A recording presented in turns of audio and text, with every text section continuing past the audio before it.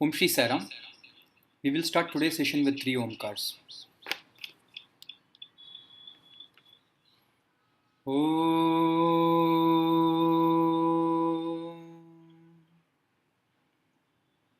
Om.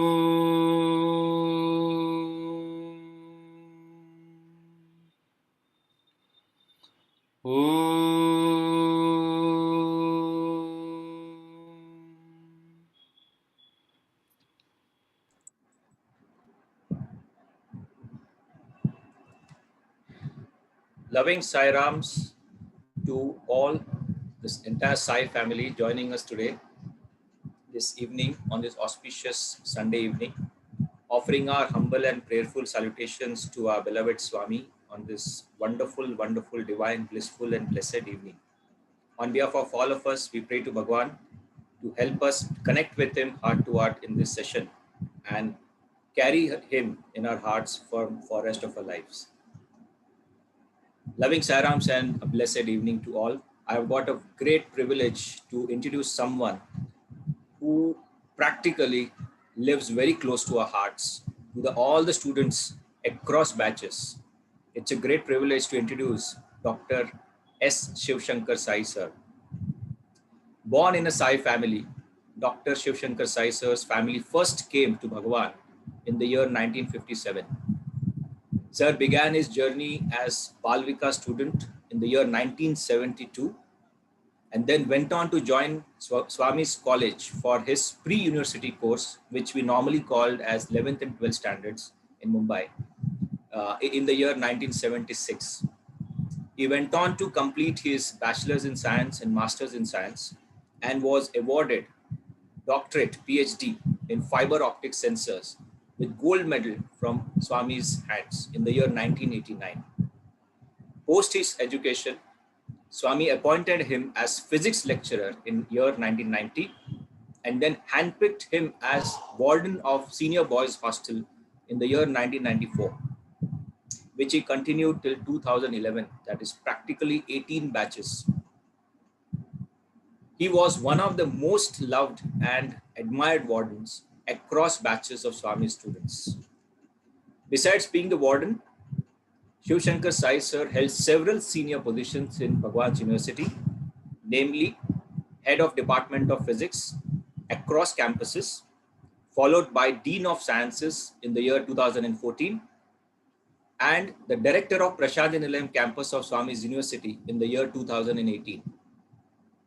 He also held an additional charge as convener of the new research center in Prashant Nilayam called as CRIF or Central Research Instruments Facility till he retired recently.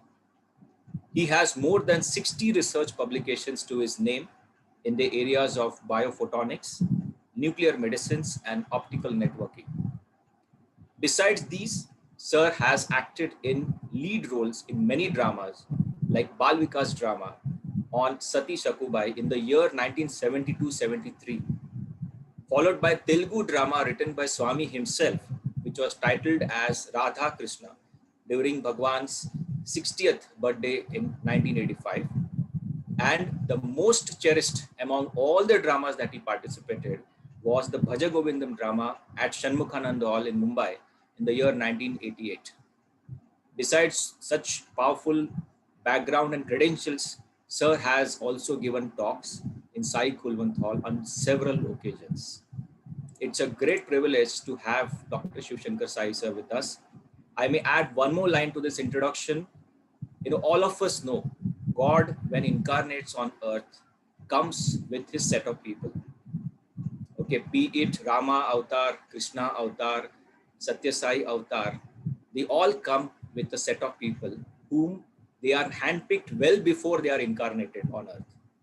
And one of that person in the Satya Sai avatar is Dr. Siva Shankar Sai, whom all of us across batches of students had a strong feeling that he's one of us who has been handpicked by Bhagwan himself as part of his team of Satya Sai avatar incarnated on earth. It's a great privilege to listen to him, and I would request Siva Shankar Sai sir to come forward, share his beautiful nectarine experiences and take us to that journey where we can connect heart to heart with Swami. Over to you, Sai. Shiva Shankar Sai. Yeah. Sai Ram.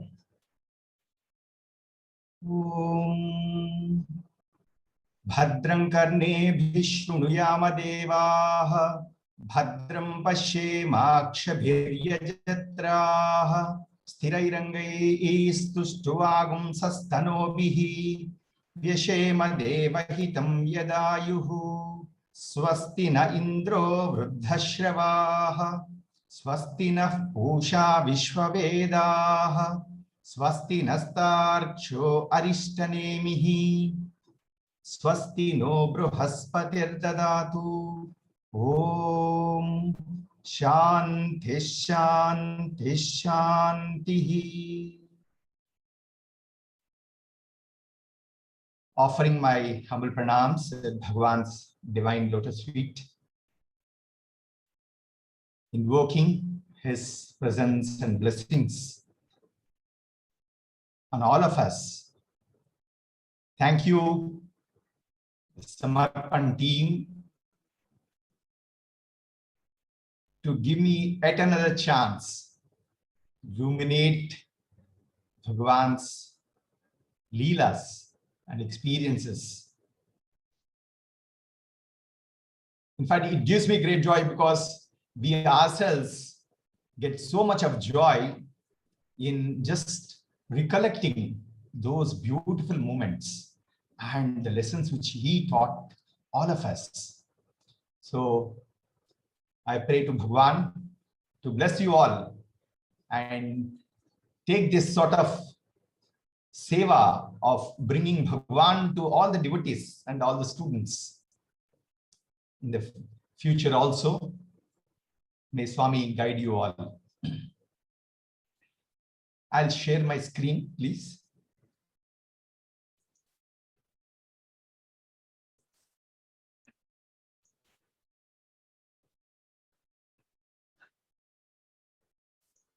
Are you all able to see? Yeah, yes, we can see. Okay. Thank you. So I prayerfully offer this at his divine lotus feet, trying to recollect whatever little I have learned at his lotus feet. Let me start with this famous quotation of Swami.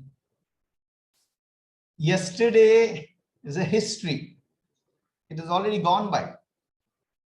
Tomorrow is a mystery. You never know what will happen. Today is the gift. That's why it is called the present. You know, the present which we give to everyone. It's a beautiful gift of being in the present and living and ruminating Bhagwan's divine Leelas. Let us try to do that in the next few minutes. Let me start with a student experience. You know, we were all sitting around Bhagwan, and then he would often encourage the students to ask questions which they have, spiritual or mundane questions, anything, because he wants to correct us in every sphere of our life. So one student was bold enough to ask a very beautiful question. Swami,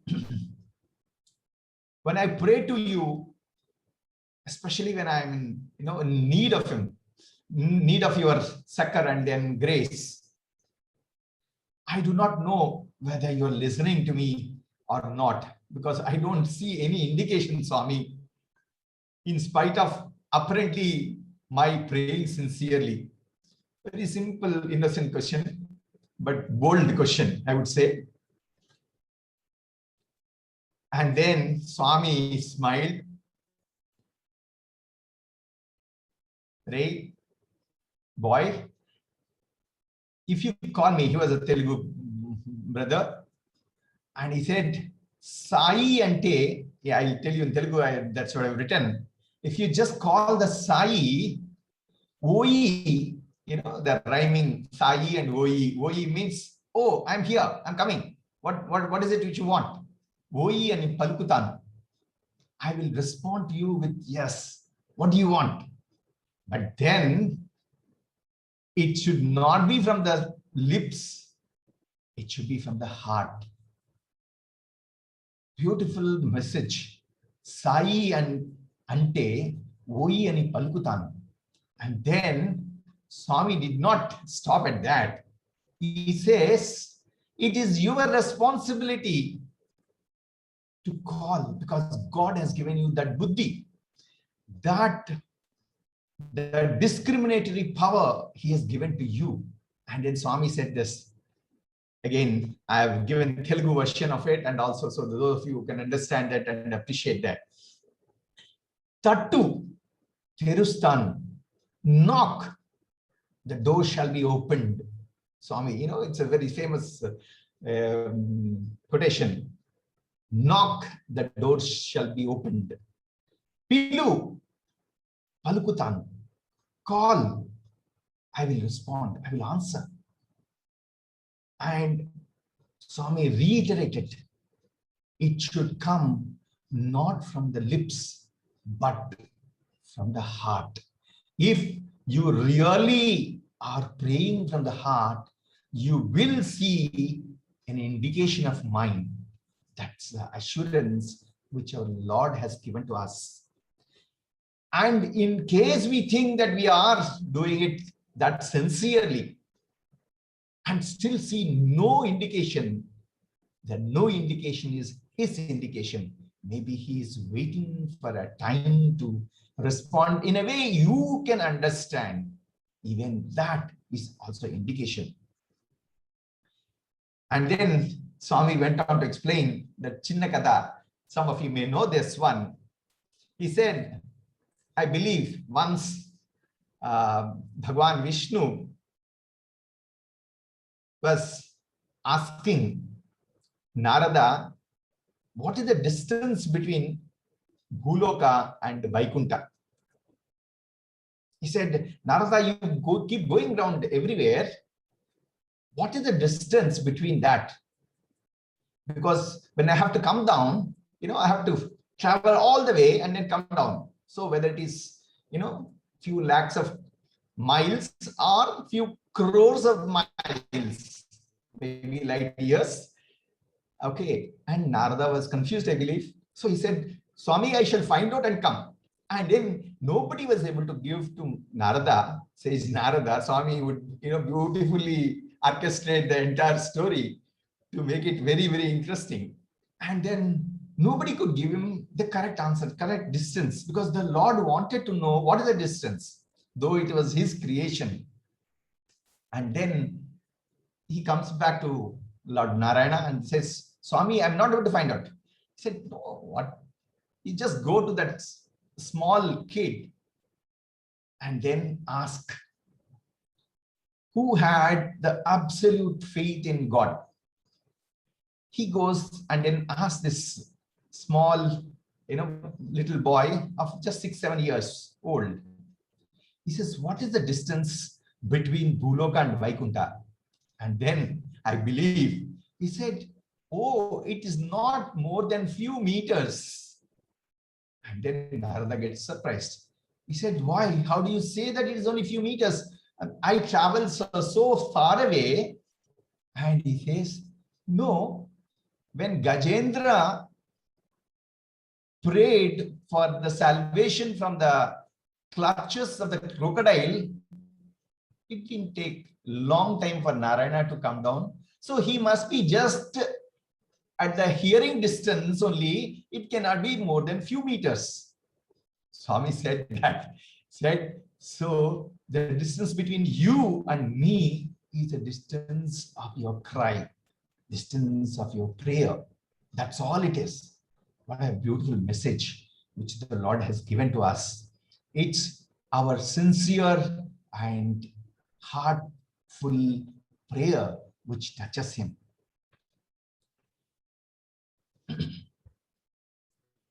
Let me turn now towards the experience which I had very recently, the COVID, and how the prayer and positive thinking really helped me. I do a little bit of yoga and pranayama. So I was almost overconfident that I will not get it. Okay. And then Swami teaches us our lessons as usual. Okay. And then somehow I contacted. I was going here and there. I was taking taking all precautions, but then somehow, because we need going to the college and then meeting people, etc., I did get fever. But I thought, again, that overconfidence in me, I thought, no, it's just a minor fever, it'll go. And it became serious. And the people around me pushed me into the hospital. He said, no, you should go to the hospital. You should not take risk. And when I went there, I got the mouthful from the doctor. He said, why are you coming late? It became serious. And then I was admitted in the ICU almost for 7 days. And I was not feeling that uncomfortable, but then I see everywhere I was having fever, and not other symptoms were not very pronounced. But then in the ICU, I was seeing death. The person next to me, the left side, the very next day, second day after I joined in the ICU, he passed away. He was just a young man of 32 years old. And Babam, he really suffered. And another person on my right side too passed away. He's an elderly gentleman. And it was really, really tough to keep my cool. I said, yes, this is the experience which Swami wants me to go through. I was praying to him continuously. Only in that trying moments only we will, in fact, our faith becomes stronger. And really, I was really praying, because you don't know, in the very next second, you do not know what would happen.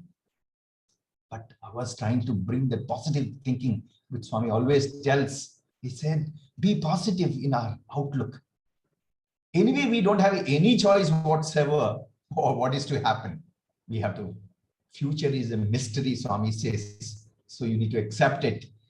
And then I reminded myself, as Swami would put it, in positive thinking, that yes, the people who are going are very, very minute percentage. But there's so many people who are getting well and then going back to their homes. Trying to suggest to myself to be positive, and then with an intense prayer to Bhagwan, continuously, I was lying on my bed.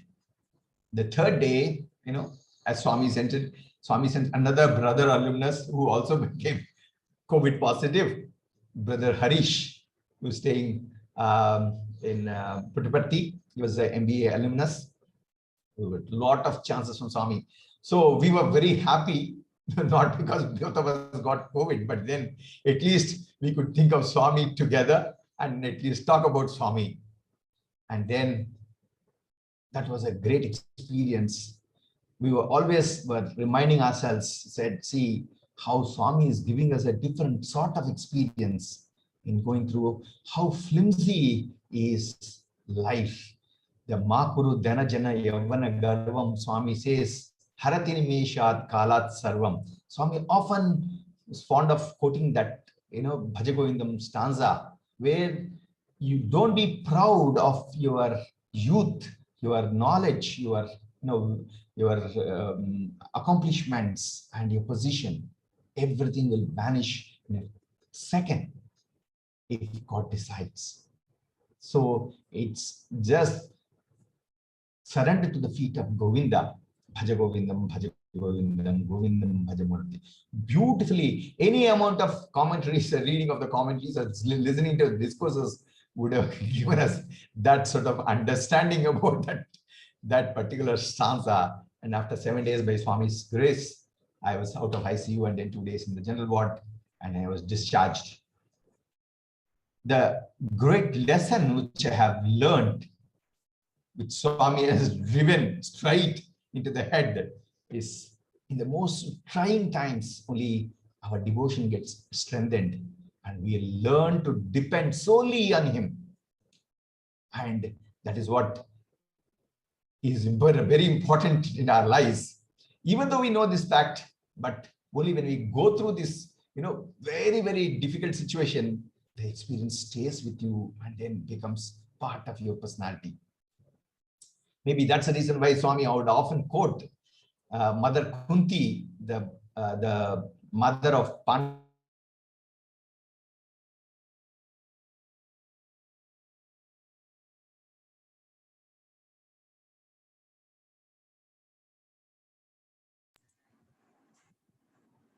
I think Sir's network is weak. I think probably has fallen off the call. Would request everyone to just. I can hear you now. You can hear? You hear Okay. me? Yes, Yeah? yes. Sorry, you went off this thing, so we thought probably you dropped off. Actually, I didn't. Probably the network issues. That's true. Right. Yeah. So Mother Kunti, when Krishna was going back, he asked after the coronation was over, the fight was over, and then Dharmaja was coronated. When Krishna, after coronation, was going back, he asked all of them what you want and all that. And then Mother Kunti, when it came to her, she said, "Oh Lord, please give me troubles."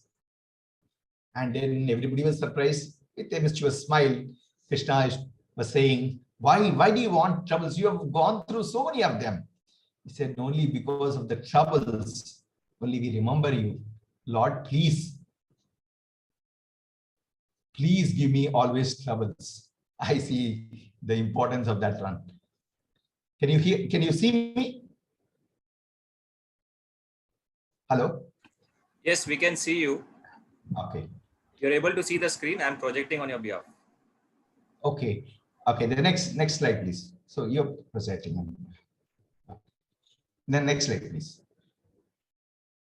Okay. Now, let me jump to another interaction with the Lord. It was a group interview to the students, and then as a warden, I would also get an opportunity to be with them. And Swami would never leave an opportunity in the path of learning.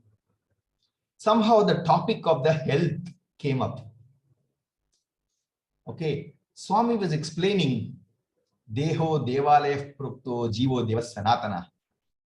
We should take care of our body because it is a temple where the Lord resides. It is not a static temple, it is a moving temple.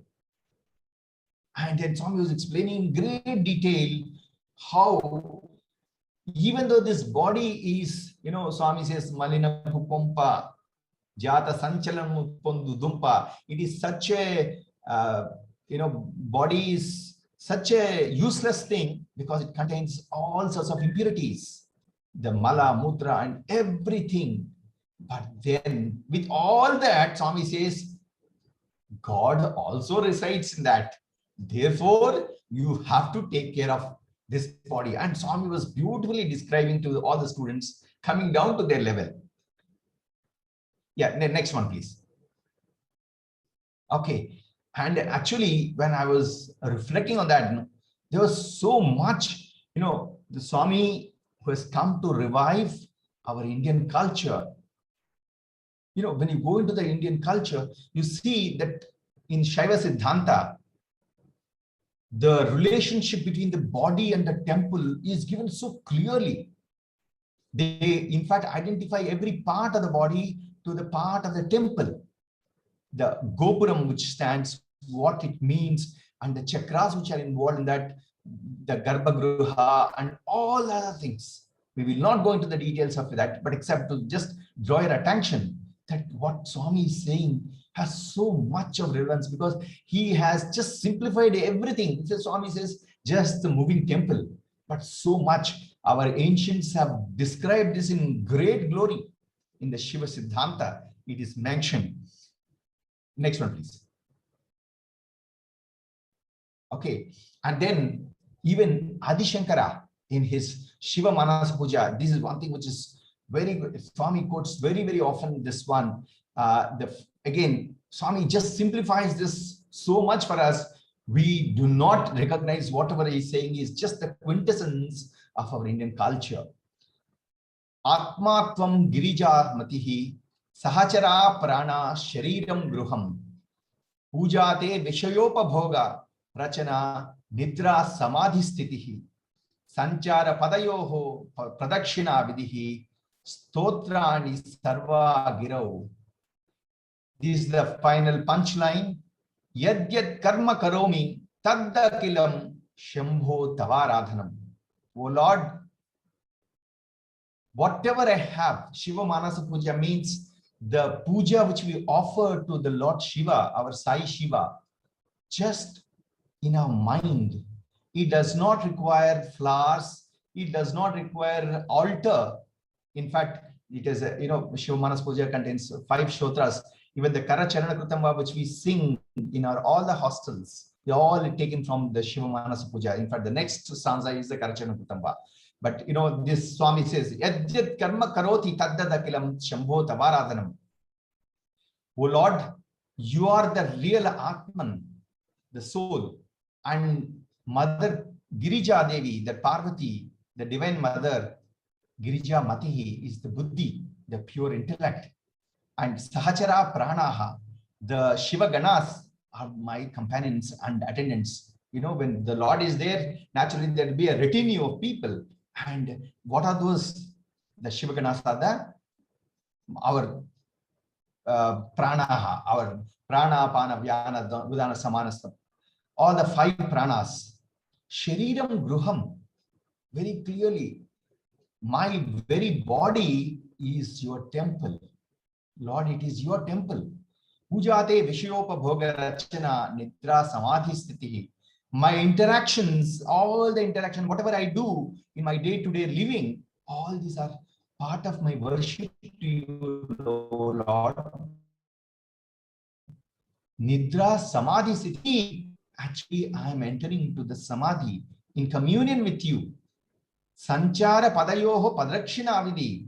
Whatever, when we go to the temple, we circumambulate, we go around the temple 3 times because we want to get the blessings of the Lord. Whatever, wherever I walk, wherever my feet take me, all that is a pradakshina for you. And then Slotrani Sarvagiro, whatever I speak is an offering of a praise to you. Yad yad karma karomi taddadakilam shambho tavaradam. Whatever work I do, O Lord, it is your worship. And Swami beautifully summarizes with just one simple pity and terse statement: work is worship. Shariram Gruham. Your body is a moving temple. What a beautiful message. Swami has condensed and then double distilled the entire Vedanta into these beautiful words so that we don't have to understand these things, but just follow and then remind ourselves about Swami's teachings, and we really get that. Next one, please. Yeah. Now, again, I'm drawn, taking this conversation, taking this thought trend further. I'm drawn to the conversation which Professor Anil Kumar, we used to, Swami would come after the interviews and then interact with the students, and then we would have the best time of the day for us. We would wait for Swami to come and then interact with us. And as usual, Professor Anil Kumar, sir, would sort of put some questions, and Swami would encourage that, of course. And so that Swami would stay longer and the wisdom flows. We used to call the wisdom on the veranda. Swami would stand there and the wisdom flows like the Ganga, which of course Anil Kumar sir has captured it in so many different fora, and then he has mentioned it, but it's very pertinent to recall that. And then one such occasion, taking care of this, prayers and then temple and all that. He said, Swami, Muslims go to the mosque every Friday to do namaz so devoutly. Every Muslim. In fact, we cannot say that for the Hindus. The Christians go to the church on Sunday. Then how is that Hindus do not meet in the temple like other religious groups? Very nice question. And then Swami said, he says, Buddhi ledu. He said, you are wrong to think that Hindus should meet in a temple to pray to the God. They are not to specially meet in a place specific on a specific day, specific time, 5 times a day, namaz being performed, etc. Why?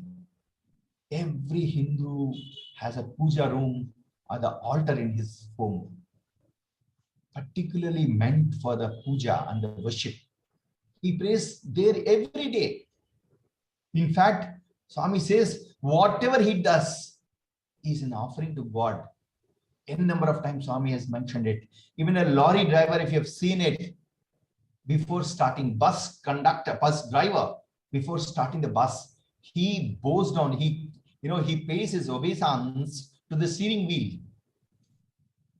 He may be an illiterate driver, but it is ingrained in the Indian culture, Indian psyche, that he just prays to the thing. He may not even chant any mantras, he may not chant anything, but just, takes the namaskar of the steering wheel, because he knows that ultimately even this is God. He says that is the pinnacle of the Hindu culture. He says we do not distinguish between the anthill and the God who's installed in the Tirupati, who gets the very royal treatment of the puja every hour. He says everything is sanctified in our culture. So never ever distinguish the reality, what we experience, different from spirituality.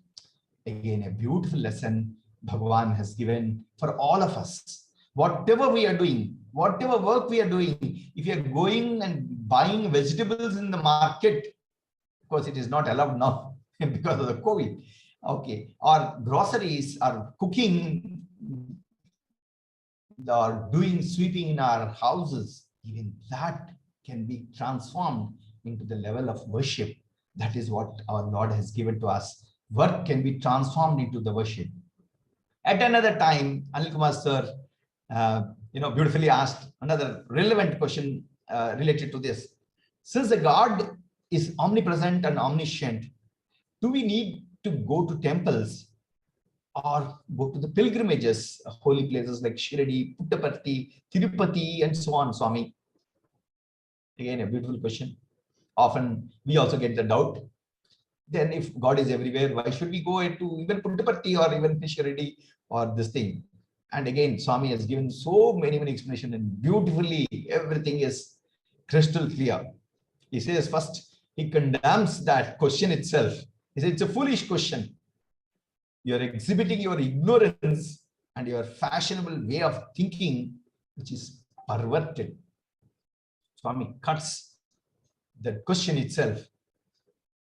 There is no relationship between what is said and what you experience. He said, yes, you say God is omnipresent and omniscient. Yes, that's only coming from the lip. Are you able to feel that? Are you able to experience that? If you really have the strong faith that God is everywhere, are you able to get into your experience? If you have that experience with divinity of all pervasiveness, then you would not even ask these questions. That's how Swami says. You would not even ask this question because there will be no dichotomy in your mind. We only speak like parrots. I only hope that we all don't become like parrots, but we are only ruminating whatever he has said, so that we try to understand, and whatever little we have understood, we'll try to put it into practice with his grace. And then at another time, I recall, Swami has said that one. He said, yes, these Punya Kshetras, These, these pilgrim centers are storehouse of energy, storehouse of great energy, because so many devotees for eons and for centuries have been meditating here and then chanting the mantras and then offering their prayers to the Lord here. So it is charged with energy. And then again, he saw that none of us were able to fully understand the import of what he was saying. He gave such a pedestrian example. He said, you see, the air is everywhere. Air is everywhere. But you can even feel that air only when wind blows. And if you want to really feel continuously, what we do, we put on the fan. He says, the fan, if it is there, you are able to feel the air. If there is no fan, does it mean that air doesn't exist? No, it surrounds you. Otherwise, you would be dead. But you can feel it only when there is a presence of the fan. He says, these spiritual centers, these pilgrimage centers of, Kashi, these are very great pilgrimage centers like Puttaparthi, Shirdi. These are the places where all the devotees, they go and offer their prayers. And the Lord has sanctified for us. Bhagavan has walked on this soil, and then it is sanctified, and his energy is there. When you go there, tune ourselves, we can feel it. Of course, we can feel him wherever we are. It's just attuning our mind to his frequency. That is what is most important. Next one, please.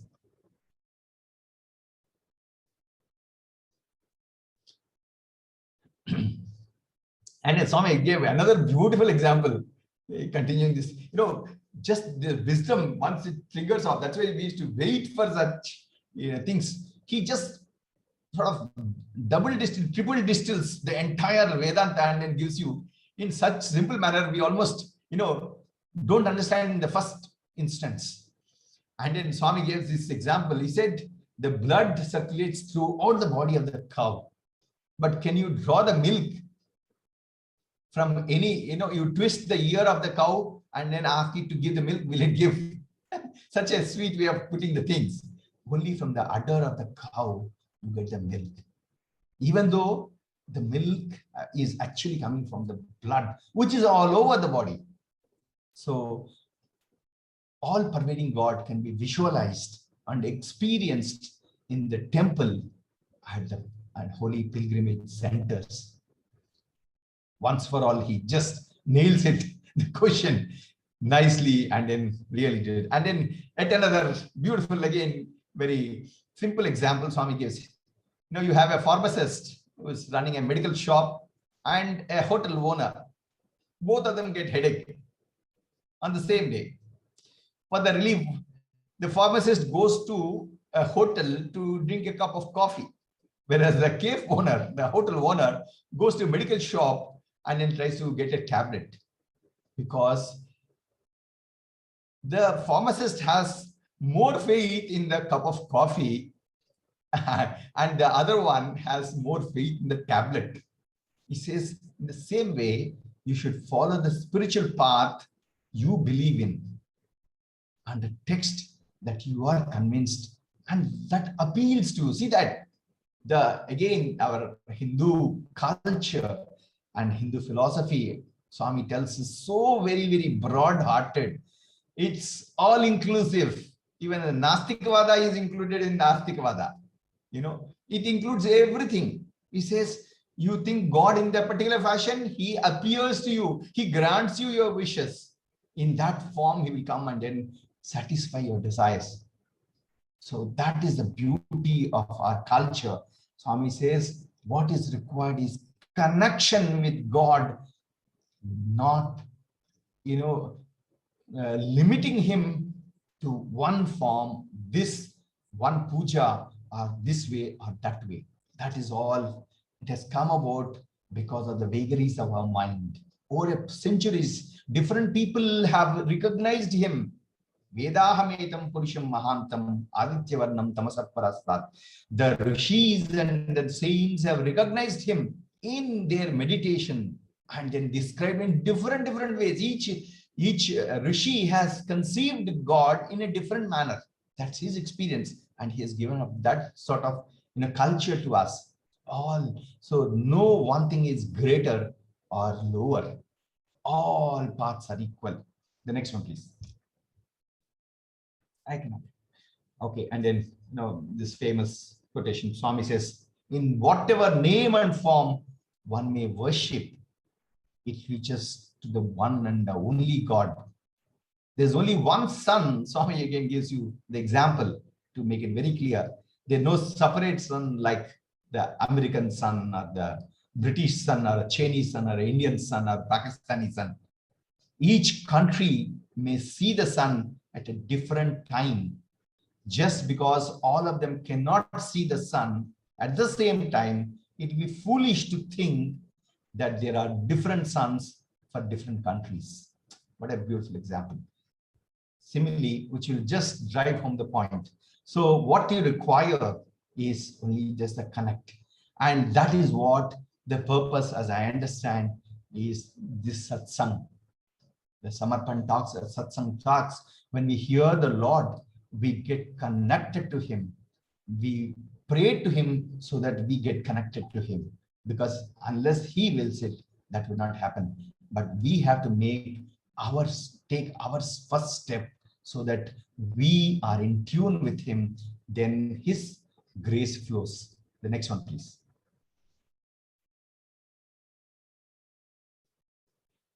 Then at another conversation with the students.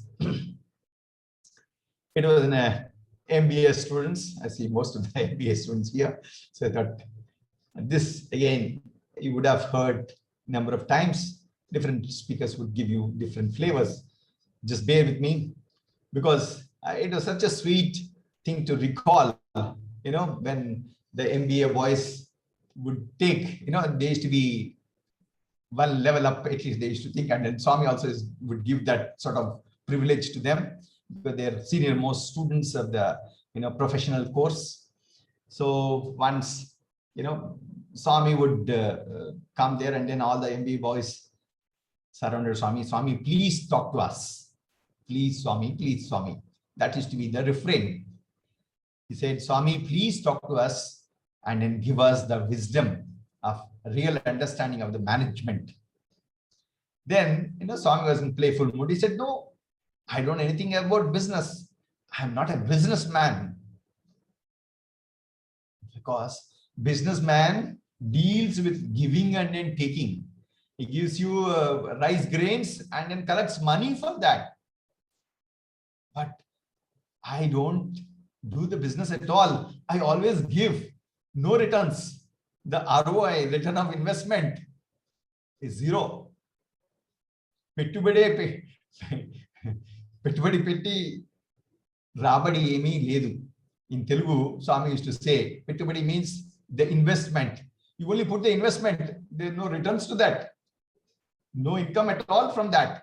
I only just give and give and give. It's an LOI, not ROI. The love on infinitely. Andarani preminchu, andarani sevinchu. Love all, serve all. That's the motto which Swami has given. The entire Sai philosophy, if you condense it, if you're asked to summarize it, this what, which is there on the Mahasamadhi of Swami also, love all, serve all. That is the essence Swami gives it. And God knows no business. It's only business of, if at all you want to call that business, it's a business of love. Then, of course, students, they have that liberty. And then Swami himself has given that liberty. So Swami, please, Swami, please, Swami.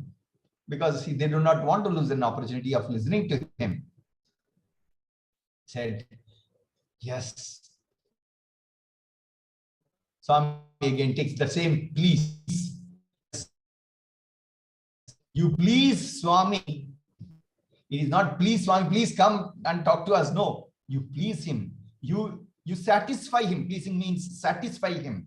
Remember that Bhagavatam says, Tasmin to stay jagat tustam.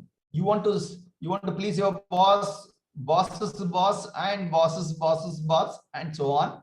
Now, why to go for all that? You please the super boss, the Jagat Pita, Tasmin to stay jagat tustam. The pleasing whom the entire world gets pleased. Then you will not have any problem. So he said, please that Lord from whom you can get everything. Next, please.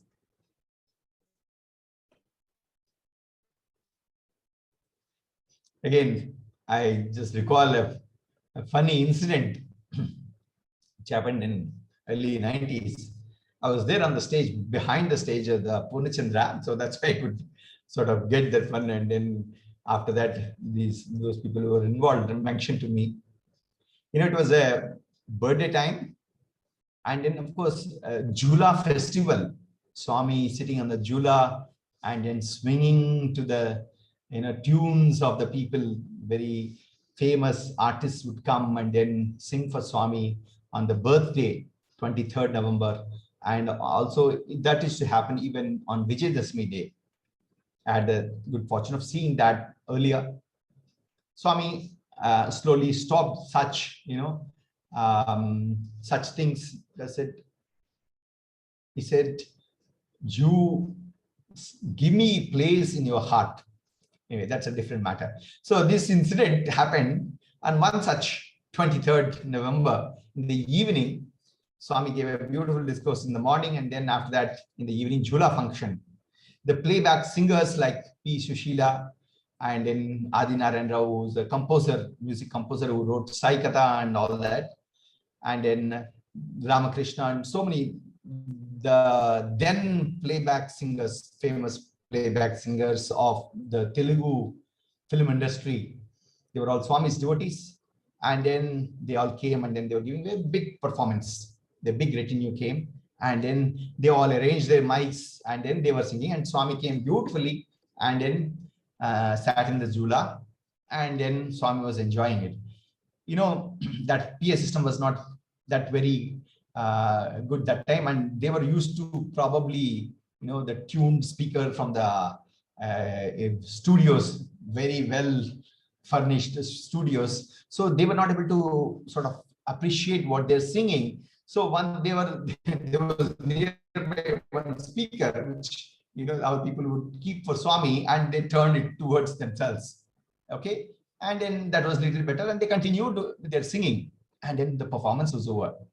After the performance, I know the reward of the performance would be the Pada Namaskar. They would definitely go and grab Swami's feet, and then Swami would interact with them and all that. So they were very excited, and they all went, and then they were taking Pada Namaskar. Swami gave their Pada Namaskar, but did not speak to them. And then P. Shushila Devi, very ardent devotee, very long-standing devotee. When Swami did not say anything, so she said she would break the ice and said, Swami, Baga Unda, Swami, everything is okay, Swami, our program is okay. Did you like our program? And then Swami gave such a sweet reply, a slap on their face. He said, I will tell you first in Telugu, and then every person to who is supposed to be offered, and then who's supposed to hear that, he has not heard it. What's the use of others listening? See that Lord, he did not complain when he was not able to listen, but very, very sweetly brought to their notice what they have done. So the way in which way in which Swami interacts with them, how sweetly he conveys this message and then drives on the point. Next one, please. So the key is the mind.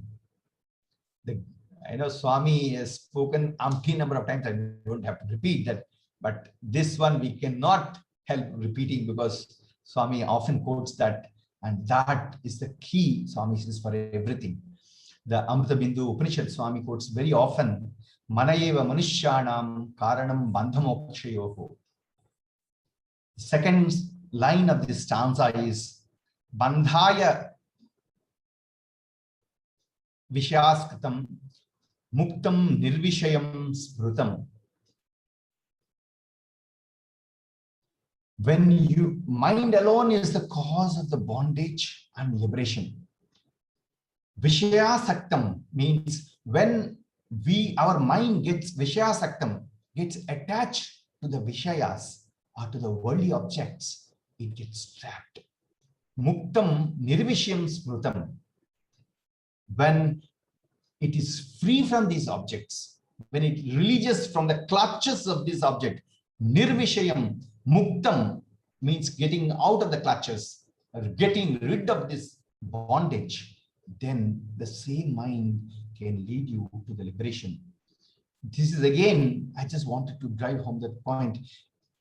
This is again a very, next one please, thing which has been spoken so many people, so many ways.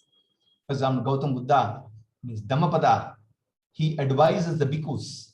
He says, do not dwell in the past. Do not dream of future. Concentrate the mind on the present moment for a peaceful life. Exactly what Swami is saying. The eastern side, the eastern part of the globe, the famous Chinese philosopher, Lao Tzu, says that if you are depressed, you are living in the past. If you are anxious, you are living in the future.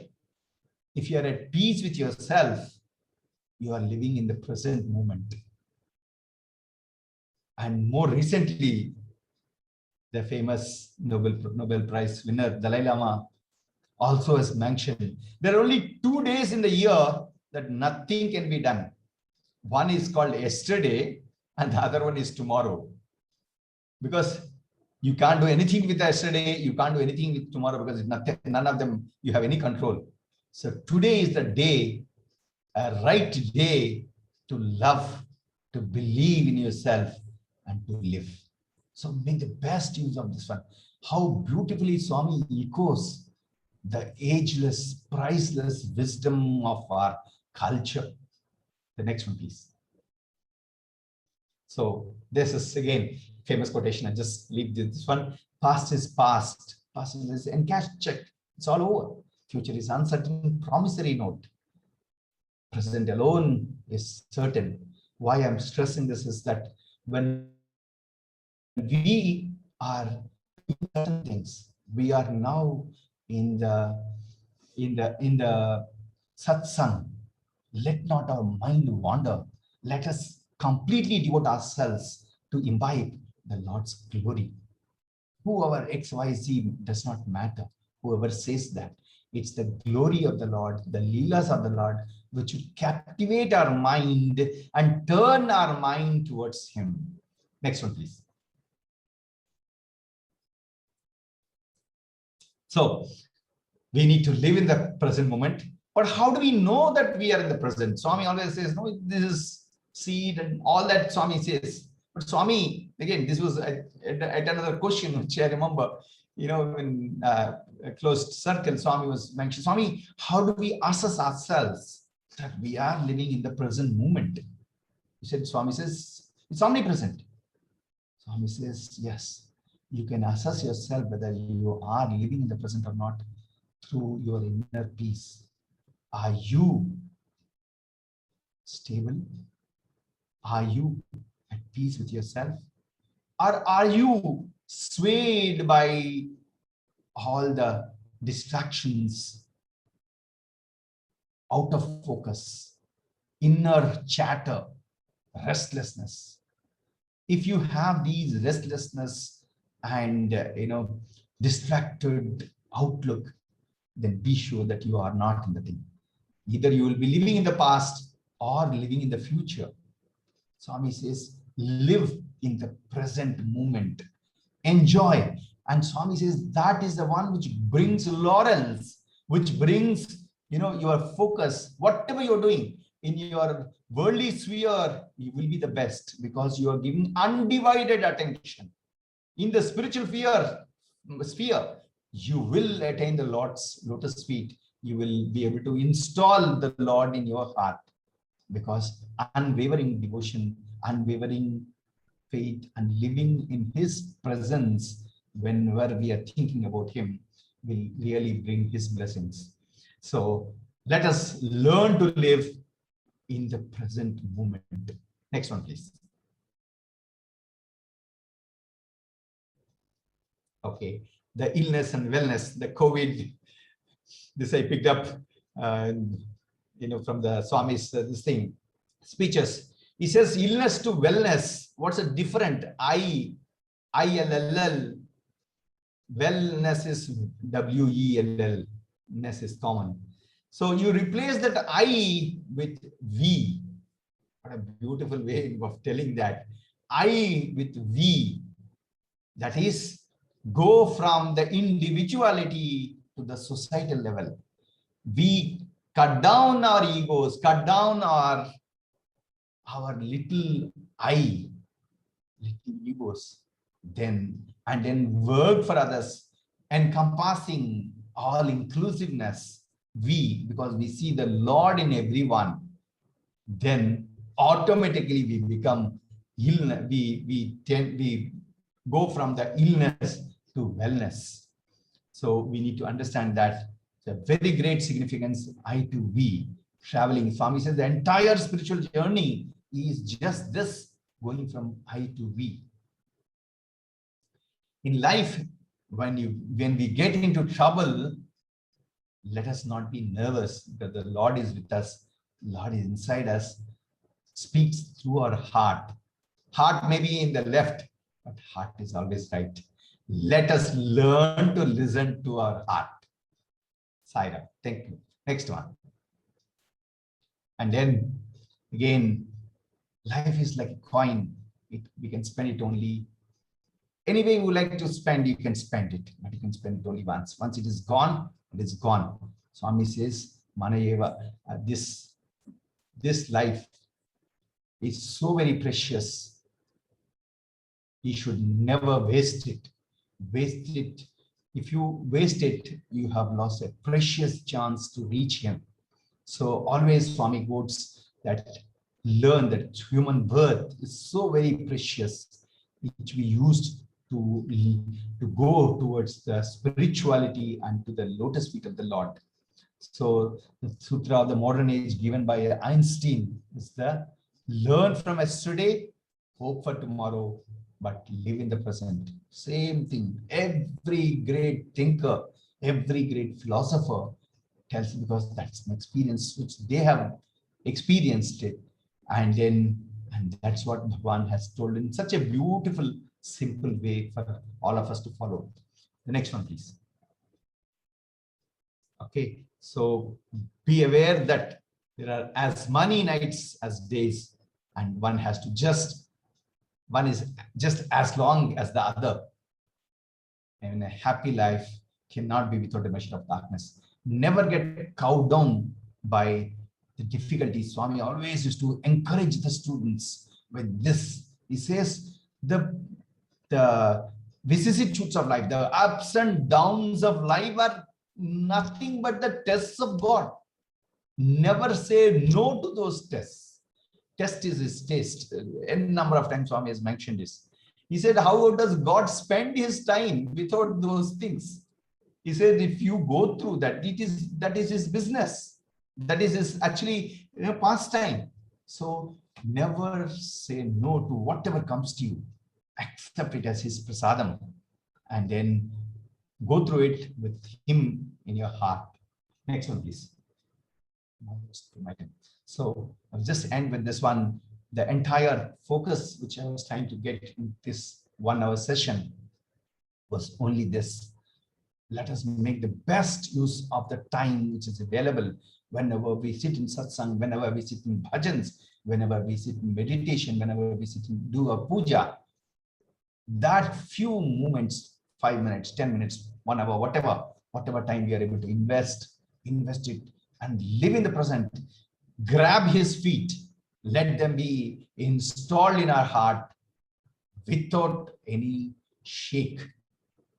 he should be tied down. He says, nothing else can tie me down except your love and devotion. Swami is n number of times there. And in omnipresent, Swami always tells, this is a very famous quotation. I end with this one. He said, the present is like a seed. It's present, a gift from God, but it is also a seed because it contains the past history of the plant and the tree, and it also contains the mystery of the future plant and the tree. So both are embedded in this seed of the present. So next one, please, the last one. Present is like a seed, past life of the tree. Future tree is also embedded in this one. So hence, it is not a simple present, but it is an omnipresent. Let us learn to live in this omnipresent and then get the lotus feet of this omnipresent Lord. With that, I think I stop. Time is over. And then I pray to Bhagwan, who is the Kala. Kalaya Namaha, Kalaya Namaha, Kala Swarupaya Namaha, Swami himself tells. God is described in so many ways because he's the one creator of the Kala. He's the one sustainer of the Kala, who is also the destroyer of the Kala. So all the three, the Trishul of the Shiva is actually representing all the three, the past, present, and the future.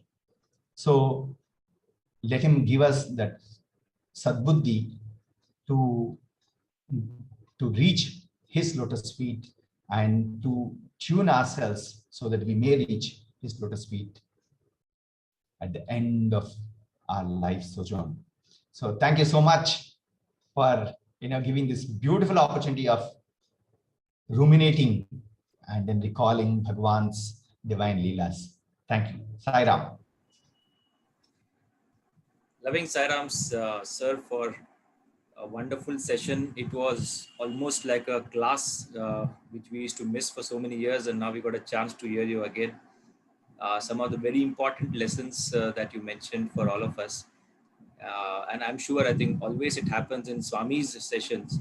A lot of us have some of the queries in our mind about life. And I think your session would have answered most of our queries, which we normally face in our day-to-day lives, especially in the COVID times, when there are uncertainties and faith is being tested strongly by Swami himself. I think some of the very important messages, very simple but very profound messages that you shared with us are in terms of prayer. And prayer has to be very sincere from the heart. You don't need a mantra for a prayer. You just need to come out from your heart and not having a lip service. Very, very simple but very important lesson. And having strong faith that Bhagwan exists everywhere all the time, the omnipresent and omnipotent. I think all of us know intellectually, but probably it's a reminder for us that we need to test and ask ourselves, do we really have faith in that statement? And if it is so, most of our worries will fly away in a trice. So I think that is another important message, a reminder for all of us in today's session. Another one was the illness to wellness. I think that is very unique. I mean, most of us probably are hearing for the first time. Some of us would have heard it or read it. But I to we, I think that entire Swami's mission of love all, serve all, which encompasses entire Vasudhaiva Kutumbakam, as Swami says. When we expand our horizon, I think that illness will go away and the wellness will naturally be bestowed upon us. So I to we was a very interesting and unique message that we got to see today. There are many messages, but some of these I thought I can put it across. And but one very, very important message which you kept on speaking about was living in the present. Because all of us are worried about future, what will happen, is there a third wave that may come, and we lost quite a few people in the second wave. So there are a lot of constant anxiety in the minds of people. And I think you nailed it by saying that just live in the present today. You will have inner peace, you'll have tranquility, and there will be direct connection to God. I think that's a very important message for all of us. Even if we forget everything else, I think this line is extremely critical, that we live in the present, this moment, enjoy Bhagwan's divinity around, and that's about it. Rest, Swami will take care of the future. We don't have to worry about tomorrow. I think those are some of the very interesting, very important, thought-provoking messages that we heard today. There are many more. I think we can probably rewind the session when the video is released and relook at it for our practices. but these are some of the very, very profound messages that we were lucky and blessed to hear from you today. Heartfelt gratitude to you, sir, for sharing your time and coming over and taking this important session for all of us. And would like to share some of the questions people have asked. See whether One I of, can answer.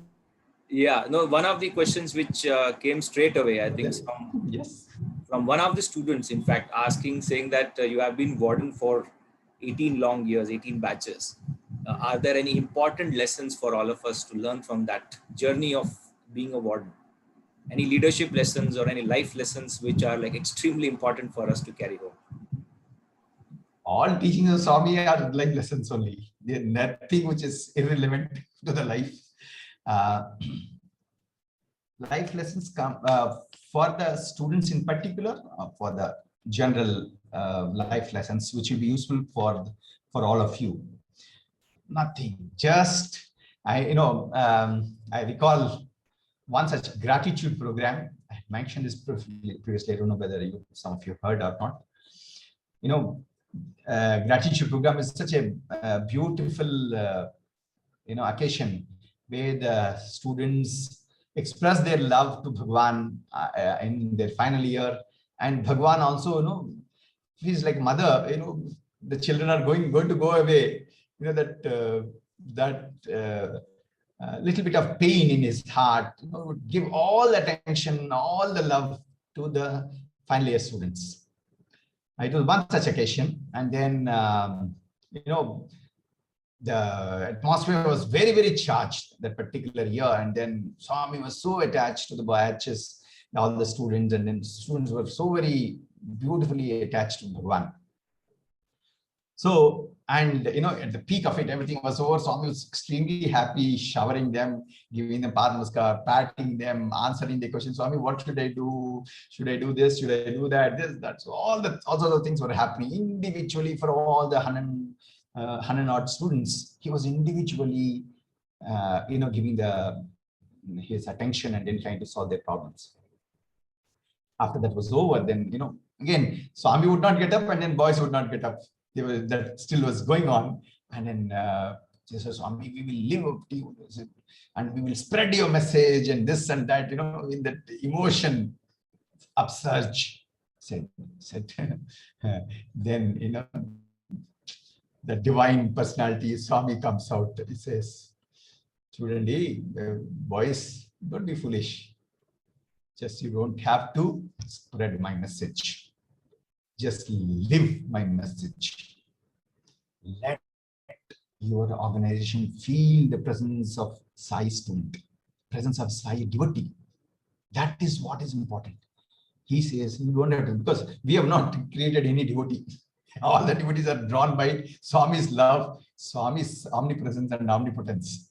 We should never ever think, even in our dreams, that we have brought the devotees to Swami. Okay, so we all know about that, but then oftentimes we forget that. So you don't have to do anything for my mission. You just have to live your life, and so that you are happy. Swami says, first we should be happy. Let your surroundings be happy. Let your superiors be happy. Let your colleagues be happy. Let your subordinates be happy. I mean, what a beautiful lesson. So this is the lesson which often, we should remind ourselves on that. As Sai devotees and Sai students, we really have to live only. And, Swami is so very considerate. You don't have to follow all the things. Only few things which are very dear, which you're convinced that only follow. Swami tells so many things in the discourses, but it is considerate. Just follow 2-3 things, but follow them sincerely.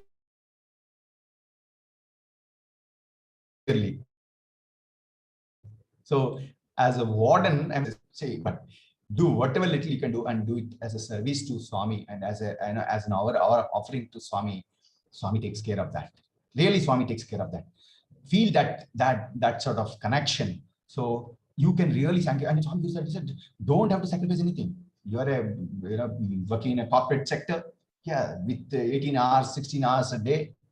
Yes, do put in, but just changing the mindset that you are doing Swami's work, that will change everything. You don't have to change anything. You're going and then enjoying your break for a family vacation. Do enjoy. That's Swami's gift to you, but enjoy it with his presence. That's all it is. Nothing else needs to be changed. I mean, that's a practical 21st century Vedanta. Yes, please.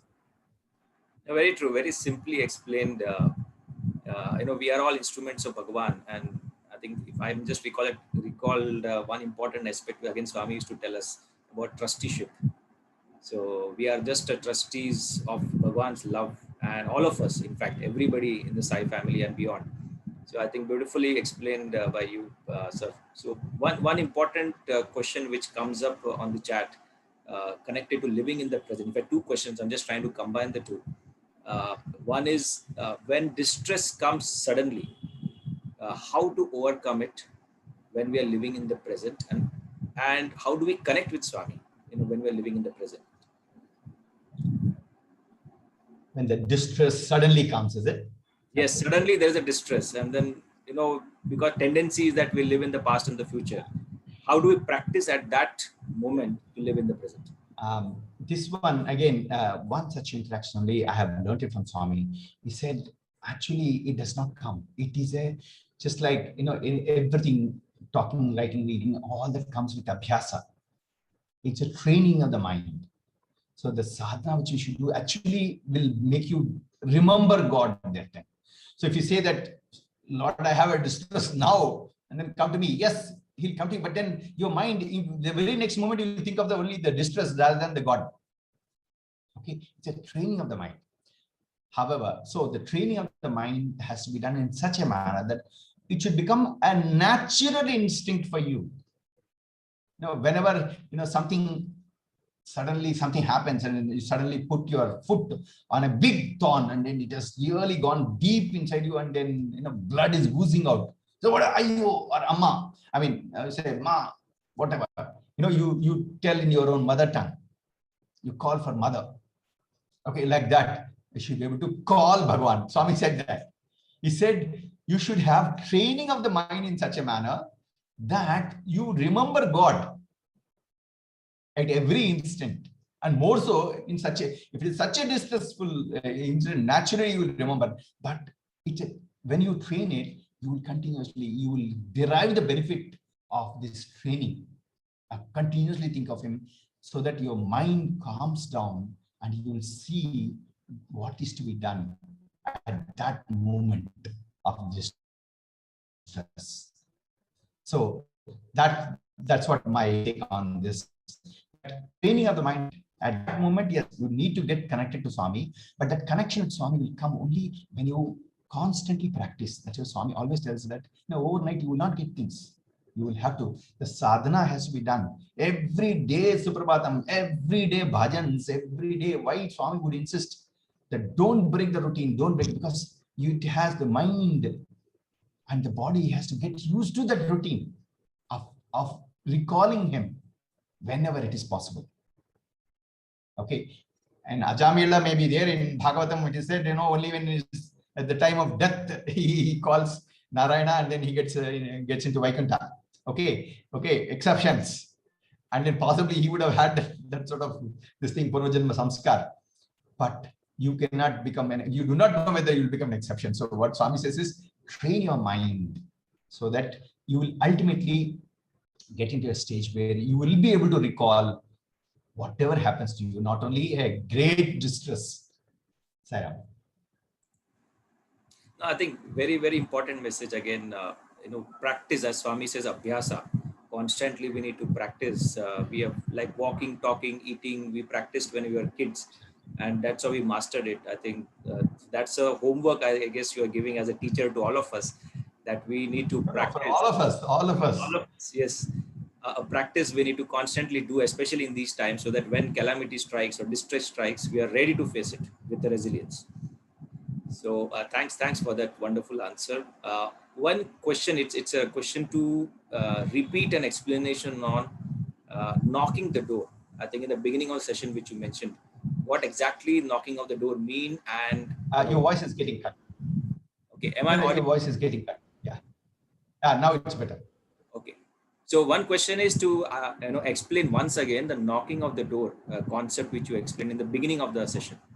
Okay, okay. A very, it's a Telugu sort of, in Telugu you'll appreciate it better. It's a tattu terustanu, means knock the door, I'll open the door. Knock the door of the Lord or knock the door of your heart. That's what Swami means. So whenever you are a calamity, just now you asked that calamity, what do? You just knock at the door of the Lord who is there inside you. Swami says, knock, the door shall be opened. Cry, shout, shout for the help. In fact, Swami also tells this one. When you fall into a well, there's a well, very abandoned well in some remote part where people do not go very often. And suddenly you try to explore it, and then without seeing that, and you get into the well. When you get into the well, and well is quite deep, and nobody generally goes in that area. So when you fall in the well, what do you do? He said, please save me, please save me. Will you murmur? He says, you will shout, please help me wherever you are, because you know that unless you shout, you will not get the help. He said, like that help. Swami gives the same example. He says, shout at the top of your voice for the succor, for the help from the Lord. So, tattu terustanu, knock, it shall be opened. Pilu, palukutanu. Palukutanu means I will listen. That's what it means, exact translation. Pilu means you call, I will listen to you, and then I'll come to your succor. So that's what it means. Basically, again, just calling the Lord in a difficult situation, that whenever you have, when the doors are closed, when the windows are closed, when you see no hope, no road ahead, that time you have to call him only, So that only Swami puts it in a nice, attractive manner. Oh, Anything very else nice. you wanted? No, very nice. Thank you. Thank you for that explanation. Moving on to another question, which is maybe recalls a little funny episode in your life. I think one of the students, alumni, has asked this question. I know. Uh, Always corner me with that. So it's a very But unique situation. Yeah, it's a very unique situation where Swami used to tease you a lot about marriage. And what would go in your mind, when Swami used to pull your leg that way? Oh.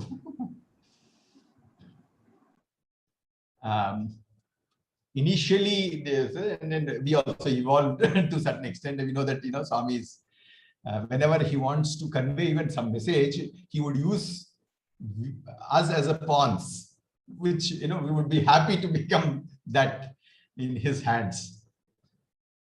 No, everyone goes through that, in Swami's this thing. Actually, I remember Professor Nanjundaya sir, very senior earlier controller of examination, telling us this one. When we were students in Vrindavan, he says, whenever someone says, Swami, I finished my MSc, what should I do? Swami says, MRS. And then the boy doesn't initially understand it. It's what MRS is, Mrs. And then everybody laughs, and then these boys also laughs and other things. And then Swami would invariably said, Swami, this is not working, that is not working. He said, no, get married. Means all that, at least the old students, yesterday's students may have heard number of times Swami telling that.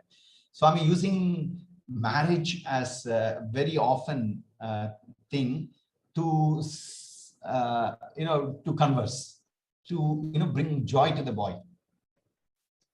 And then Sir analyzed it in this fashion, that it still remains fresh in my mind. He says, he also thought about this one. He said, why Swami, he would not even allow us, in our samitis, the ladies are separate, gents are separate, and then, very strict discipline is to be maintained. The, our own campuses are gender separated.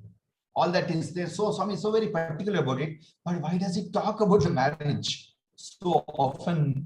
And then what is the significance behind that? And then he analyzed it, saying that, he says, the seeds which are there in the minds of the people, minds, especially the youngsters, the boys. Okay, they have to be removed. Swami always says, no, if your glass is full, how can I put my things in your heart? Your heart is full with all sorts of things. So first, let me remove that. When you want to remove and fill your glass with a nectarine amrit, the sugar cane juice or a mango juice, first you need to empty your glass of water. Whatever is there, water, filthy water, whatever is there, first you need to empty it so that you can do it. If you half empty only, again, it will not happen. Your entire thing will get, poison, corrupted. Swami says it has to be emptied fully. These are the seeds. This is Professor Nanile in his wisdom. He was the translator of Swami and then, very great devotee. So he says to remove these, the boy starts thinking about these things, and then these all will get surfaced out, and Swami removes them. Swami removes those things so that you become clean, and then you start thinking about him. So that is the type of thing. So coming back to the question which you asked, so initially even I went through all sorts of things. Swami would pull our legs, and then, in front of our parents and mother, father, everything, all that is to go on. And then fortunately by his grace, we stuck on to his lotus feet. The thought which went into my head was that, I used to see so many, people towards the fag end of their life after 50s, 60s. They all come and settle down in Puttaparthi. And then I said, at the end, and all of them, Swami used to make them give every Thursday, Sunday, all that. Swami would send these people to give Paranam to us.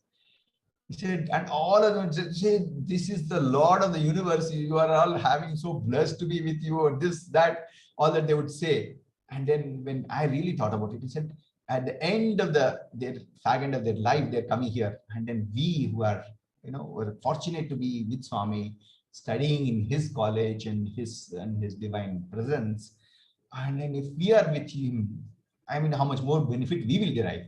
They said, somebody like a Sinclair or Craxi or this and that, so many big billionaires used to come. Industries used to come, and then vice chancellors, then big people who have held various positions of authority, they would come, and they said, at the end of it, now we realize there is nothing, and here is everything. That's all they would say. And that had actually really impressed me. And then that was one of my motivation. Of course, Swami was the greatest motivation for all of us.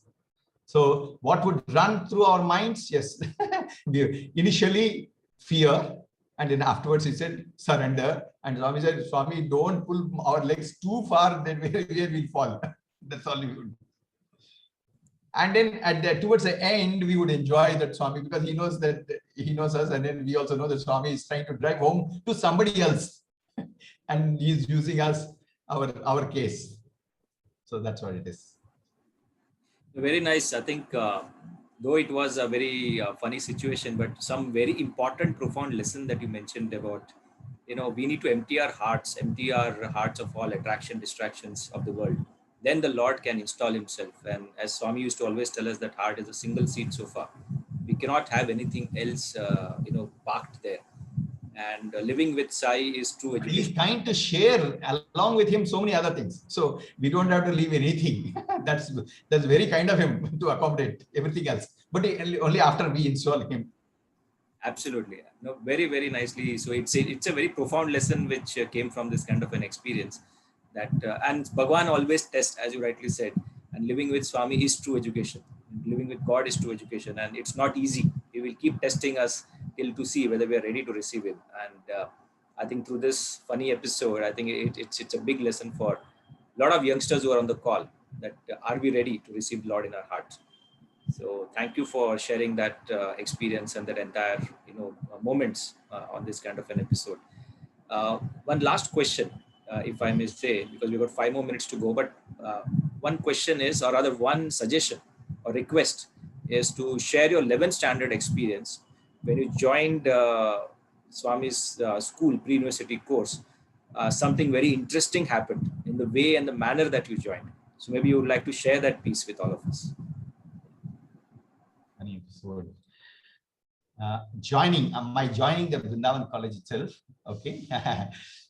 I explained it earlier, but what happened was though I was a Balavika student, I didn't know, there was a Vrindavan College. Though my own sister joined in Anantapur the previous year, and then she told me something about the thing, but it never registered in my head. And then happy-go-lucky as we were, and after my 10th class results came, about around 75% or so, and then my father said, my father had that opinion that, unless you have, get a distinction or some such thing, you will not be able to join Swami's college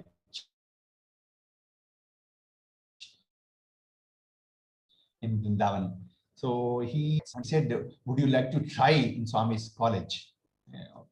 Balavika student, so we are asked to obey. I said, yes, I would be happy. And then my father started preparation. So when he found that, all the admissions were over and almost, applications were over and all that. So he said, so if at all anything has to be done, it only Swami can do. So let's go to Puttaparthi. Swami was in Vrindavan. So we went to Puttaparthi with great difficulty that time, coming to Dharmavaram to Bukkapatnam to this one. So we reached, after almost 24 hours of journey, we reached Puttaparthi. And then when we reached, it was around 4:30 in the evening. And we found that Swami's darshan got over. There was a Ganesh shed near the Ganesha temple, where then Lord Subramania's temple was there. That was called Ganesh shed, I think. Then just in front of Pathshala block. So we just took bath. And then my father said, oh, what? Now everything is over. But anyway, let's go and then pray to Swami. He said, pray to Swami. And then he said, catch your 10th class marks card. I just picked it up from my school and then got into the train because the marks memos came very, very late. And then just directly got into the train and then we started off. So we went there and then, because darshan was over, those days, between darshan and then bhajans, long time used to be there. So immediately after darshan, people would get up and then go for tea and then all the other things. So they were all getting up. So my father, being a seasoned devotee, so he went and they grabbed the first line. It was all sands. So he also made me sit in the first line. He said, sit and pray. He said, if you want to get a seat from this thing, these things are admissions are over, you better pray to Swami only. And then he said, okay, let us sit and then just see what happens. And lo and behold, after 1 hour or so, Swami finished the interviews and surprisingly, Swami started coming out once again for second darshan. It used to be very, very rare, Swami coming to the second darshan. But he came just like a normal darshan to the gem side, and he was collecting the letters and other things. So I was super excited. And then my father said, when Swami comes to you, ask for a seat in his college. And so when Swami came, my father was sitting first and then I was sitting after that. So when he came, he said, Swami, I was sitting the first and then my father was sitting behind me. So Swami came near me and then I just, in that excitement, I folded the marks card and then I was having that excitement. I got up and then I put the letter like that and then, like that, and I put it and then said, Swami, I want a seat in your college. Swami smiled and said, see, I am not the principal, like that. He says, no, I am not the businessman, like that. He said, I am not the principal. Go and ask the principal for your seat. And I was happy, so first time Swami in front of everyone, Swami talking to me directly. And then I was excited. And then I kept on putting like the things like this. And then Swami took that marks card and then my father also tried to tell Swami, he said, no, go ask the principal. I am not the principal. For your college seat, for the college seat of your son, you have to go and ask the principal. And then Swami moved on and then, he collected letters and then went off. I was very excited. Swami talked to me and then, so yes, other people are asking what happened, this, that, and all that, all the conversation was going on. Immediately after that, it happens, all these things happen in the devotee side. So then after few moments, my father recognized and said, what happened to your marks card? He said, Swami took it. I mean, I thought, I didn't realize the value of the marks card and Swami taking that, and that excitement I just simply forgot. Then my father knew that the importance of that card, otherwise you won't get the admission there. I said, oh, it's important to just go ask Swami, give back the marks card. He was in Sevadal, he knows what it means, like, breaking the rule. But he said he didn't have any other choice. He told me later, he said he didn't have any choice. And if you miss the thing, and once it goes inside, you will never get it. And in Sevadal, will say, keep quiet, nothing you can do about it. So, and by then Swami was near to the, at the end of the first block, that slope region. This thing where our old students usually sit, almost coming, and then he was coming there. So the moment my father gave that instruction, I just ran. I just ran to Swami. I said, Swami, my marks card. The Swami smiled. He said, why did you give to me your marks card? Then I just put a blank face, and Papa very, very patiently, he removed the full bunch of letters were there. Mine was little longish one, and then he said 2, 3. He said no, Swami, like this. And then when I ran, the Sevadals were behind me, thinking that I will catch Swami for something or whatever. So, but then I fortunately ran faster and then I caught Swami's attention. And Swami gave back. He said, why did you give? Why did you give to me? I don't require your marks card. Go and ask the principal. And then show the principal. Then I came back, and this was how, and then we went to, with that, now we were very happy that we got the blessings of Swami. And the thing was, we felt that it was Swami's blessings because Swami would come the second round. Otherwise, we would have missed the thing. Then went overnight to Vrindavan. And again, we saw so many people from our own place, Guttur. They had applied, and then they were all waiting. They did not get the seats because the results were announced. Few interviews were going on.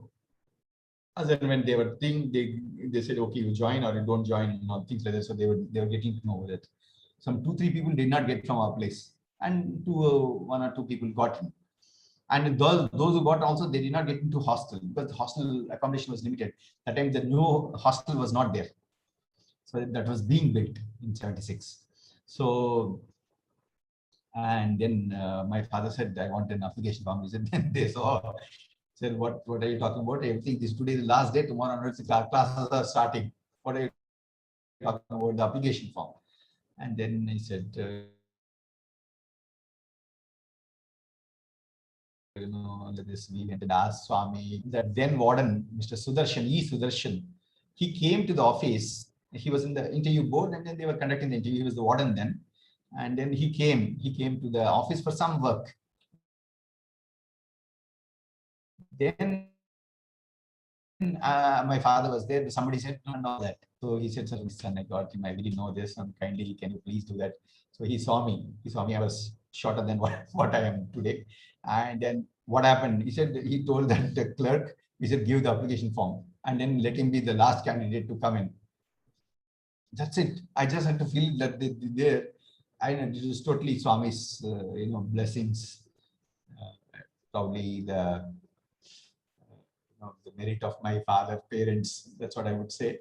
And then they asked me, something I didn't have any idea whatsoever. The integral education system, this, that, nothing.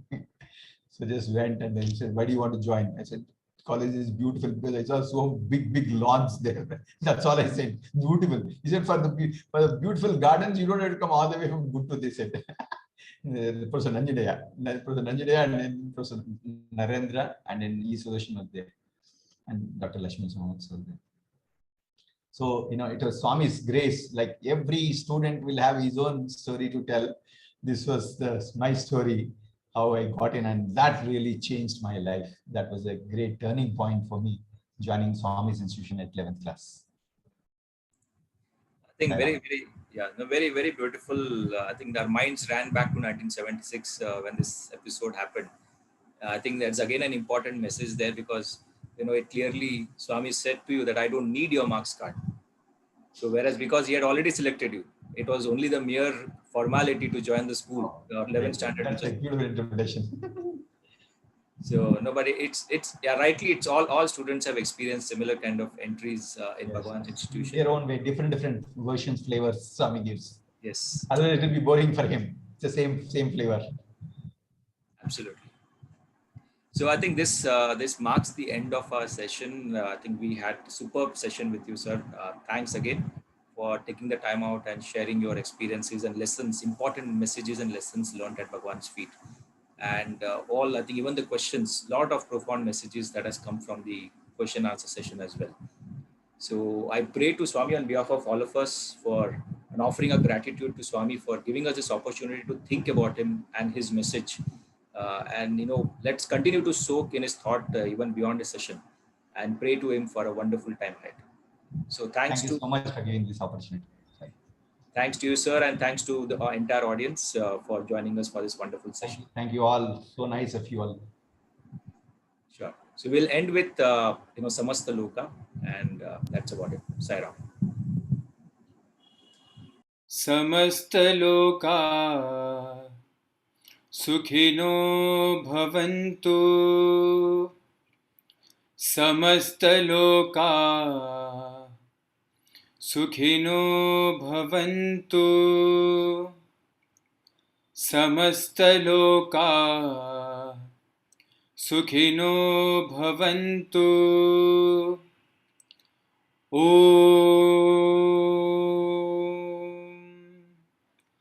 शांति शांति शांति। जय बोलो भगवान श्री सत्य साई बाबा जी की जय। Thank you Sairam.